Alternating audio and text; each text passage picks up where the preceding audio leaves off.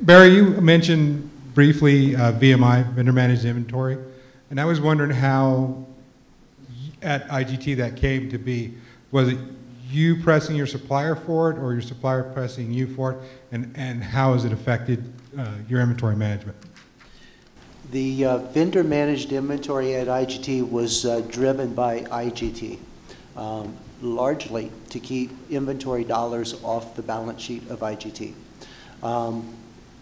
In proposing this to our suppliers, the inventory is physically, much of it is on our site. I mean, because we receive it into our computer system as vendor managed inventory, so it gets separately accounted. So in essence, what I'm saying is we have visibility of the quantity of parts, but we don't record the dollars of parts until we receive it into our process. It took us a while to get to the point where we were willing and ready to turn on the switch of VMI, because we've also pledged to those very vendors that we're responsible for any shrinkage or loss or damage of that material.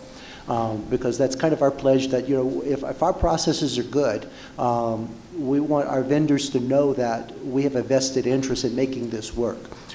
So the important pieces of that, number one, IGT went to the vendors and proposed it. We're doing it with about 1 out of every 10 inventory dollars that we're bringing in.